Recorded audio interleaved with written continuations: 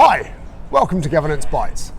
It's my pleasure today to spend some time with Dauniika Puklowski, who is actually an experienced company secretary and has now got a career in her own company, being a company secretary for a lot of different organisations, as well as being on a couple of boards. So company secretaries, if you're not aware of the role, they drive the board of directors. So in many cases know more about governance than most directors. So a wonderful person to have a conversation with. Thank you very much for your time, Dauniika. Thank you, Mark. Thank you. I'm going to start then, as somebody who actually knows how a board of directors runs, with the most important question: how do you run an efficient board? Oh, okay. Well, an efficient board is based around having good, strong processes in place. So every board needs to have a constitution, which is the defining document that describes how the board of directors operates. You can also then have a board charter, a code of conduct.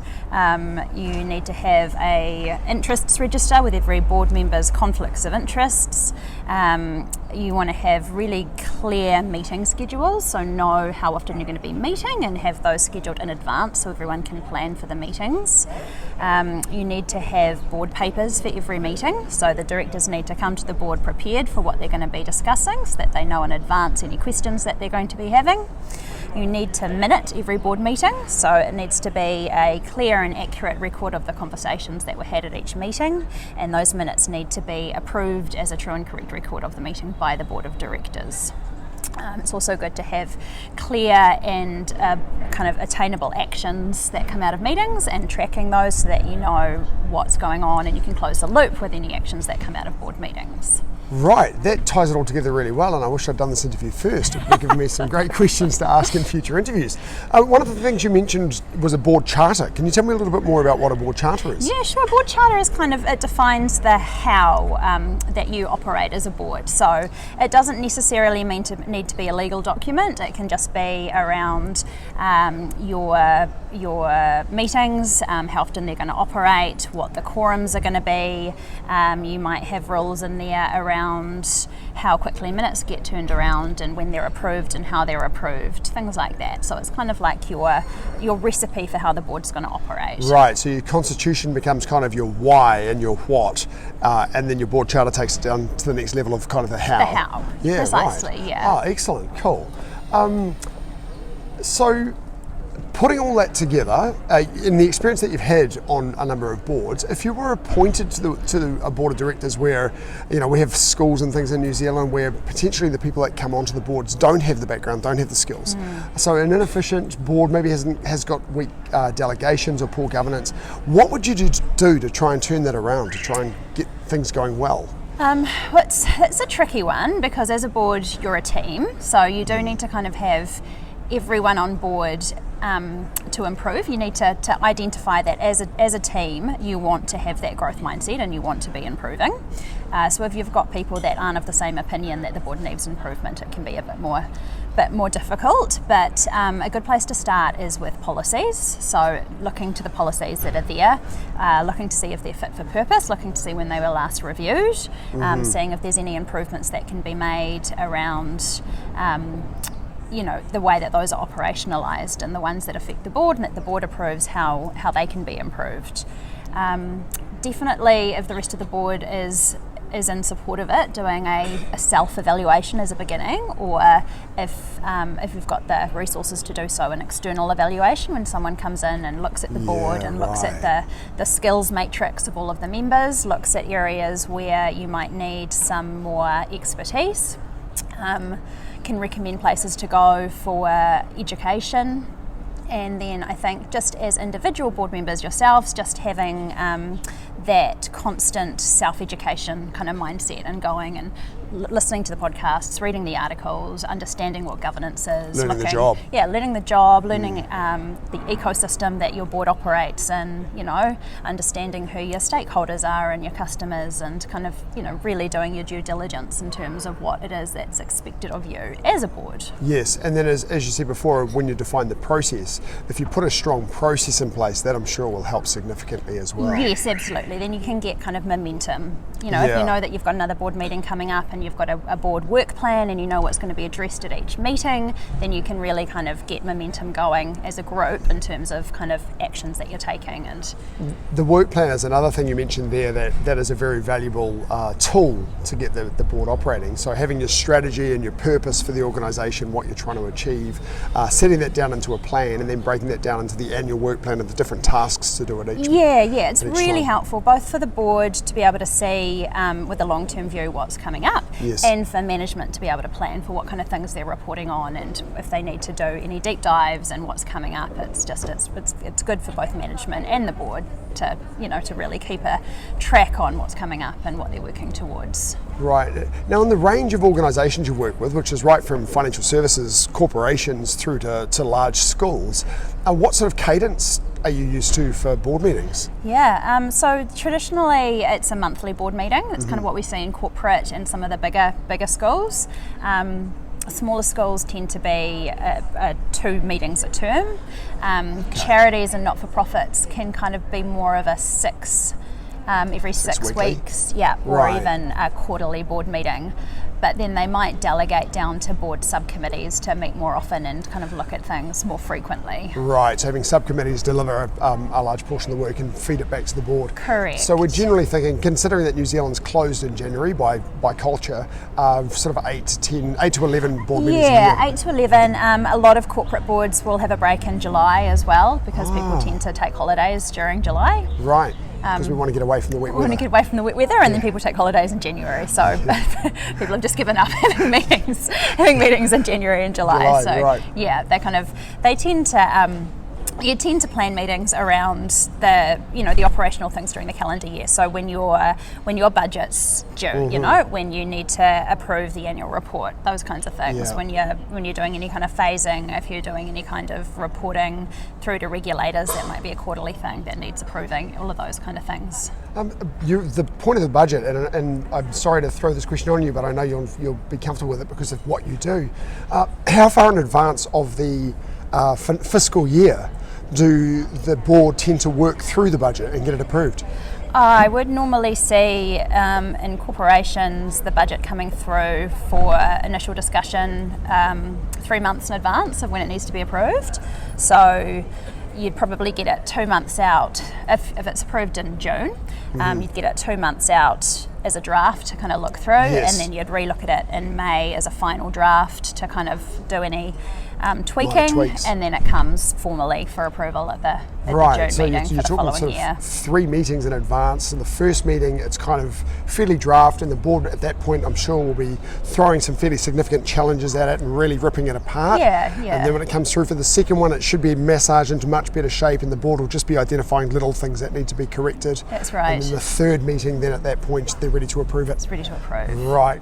That's a strong and effective process. So that initial draft budget process will be when big budget bids come through, where you get that kind of big sky thinking stuff that comes through, and you talk and debate whether you can make that work, whether you can afford to do it, whether you can afford to stop doing some things to make it affordable. Then it goes away and gets put into a structure that can really be done, and then you come back and go, the board will look at it and say, that looks good, but have you thought about this, or you thought about that, or and then of course you want to align it to strategy. You need to make sure you continue BAU, you've got maintenance and so forth of existing tech, and absolutely to fit together. Okay, well, so some general questions then. What is governance, and what is the role of the board of directors? Governance is around having the policies and processes in place to effectively run a company. It's about setting strategy for the company. It's about ensuring compliance with regulations and law, and it's about holding management to account. So it's a collective responsibility. The board of directors are collectively responsible for oversight of the company. They employ the CEO. Yes. They're the helicopter view of what's going on. Yeah, so and generally when we're talking the corporate world and also in the not-for-profit world, you've got a separation between the activities that happen and the owners or the interested parties being the members or the shareholders, and the board are kind of that group in the middle that says, we'll take responsibility for making this happen. Yeah, that's right. Right. Now, you've got experience on both not-for-profits and state sector and for-profit entities. And you also, your core competence really is this process of running a board. Is that different for a not-for-profit and a for-profit? Yes, fundamentally governance is the same, but you get a big difference in resourcing for not-for-profit and in corporate entities. So governing in a not-for-profit tends to be a lot more hands-on. Right. When I talk about resourcing, you don't have marketing teams and finance teams to produce beautiful board reports for you, so you might need to do a little bit more hands-on deep dive kind of stuff. Yes. Obviously the laws are different between for-profits and not-for-profits, so some of the regulations are different, but fundamentally governance is kind of that looking after the organisation, managing shareholder and stakeholder interests. Yes, right. Yeah. Setting direction, making sure that's setting being the achieved. strategy. The board's role in anything, no matter what it is setting the strategy and ensuring effective compliance, holding management to account. Those are kind of the two main roles of the board. Yes. Yeah. Okay, great, thank you. We've got a lot of New Zealand experience, and I know in the studies and stuff that you've done as a chartered member of the Institute of Directors, it's bigger than New Zealand. Are there any significant differences between governance in New Zealand and governance in other parts of the world? Are we kind of this superpower of governance, or is everyone kind of doing the same thing? No, well, again, it's the overall philosophy of governance is the same, whether in New Zealand or overseas.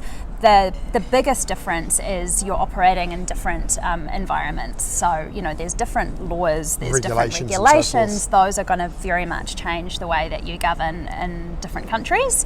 But ultimately, the role of the board is the same. Right, so the process of governance will be the same, but you have different rules of the game. That's right. That you have to make sure are being complied with in the organisation. That's right, yeah. Right, thank you.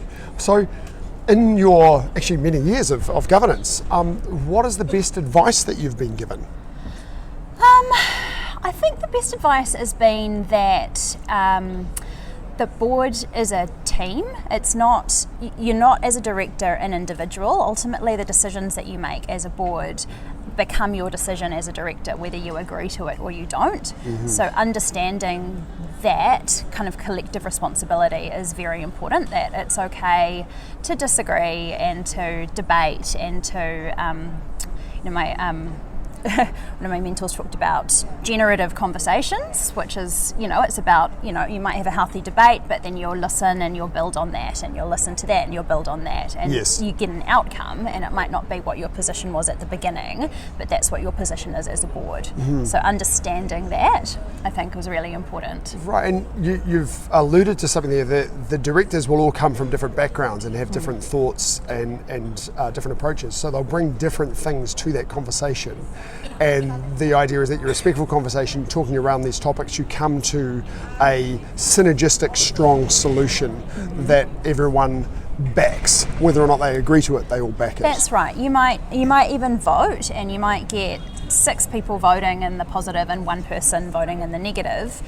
Even though that person that voted negatively doesn't agree, they are still part of the board, and the board has decided that this is what's going to happen, and therefore they need to stand behind that decision. Right, so everyone's individually responsible for getting involved in the conversations, doing their background preparation, understanding what is going on, and then collectively you stand behind this decision. Yeah. So no one gets a free ride. No one gets a free ride, and you need to come to these meetings, I think, open-minded and willing to have those conversations and willing to discuss, and you don't necessarily need to come in deciding that you're going to have your mind changed, but you need to be open to discourse and open to that conversation and open to, to generative thinking and conversation. So, being able to articulate your own views, but also being able to take on board other people's and seeing the bigger picture. Right, okay, thank you. Well, one final question for you. With the years that you've got behind you in the governance space, what's the key piece of advice that you give to a new director? a new director, I'd say understand what you're getting yourself into.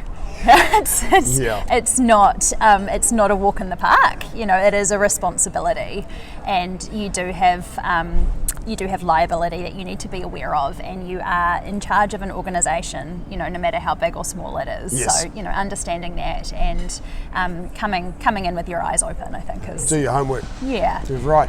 I did say that was my last question, but there is one other thing I want to ask you actually, and that is around induction of new members, because that's something as a company secretary you'll also be heavily involved in. How does that work? So I like to run quite a good structured process for new directors. So I would give them access to at least the last 3 months of board papers and minutes. I would send them copies of the constitution, charters, the structure of the board, the biographies of the other board members, any subcommittees and the members that sit on the subcommittees, a structure of the executive team and the bios of the executive team, and then I would set up interviews for them with key members of the exec team that they'd be kind of interacting with in a day-to-day, and invite them to come to the first board meeting, probably as an observer before they're officially appointed. Okay. Yeah. That's great. I'm glad I asked you that question. Yeah. As well as doing, you know, all the background checks, making sure they're fit to be a director, and following policy that your company might have around, you know, any background checks, criminal checks, etc. Yes, of course. Well, Dauniika, thank you very much for your time. That's been a great conversation. I've taken enough of your time. That's all right. I'd love to be able to get in touch with you again later, and that was just fantastic. So I look forward to seeing you again. Cool. Thanks, Mark. And see you next episode.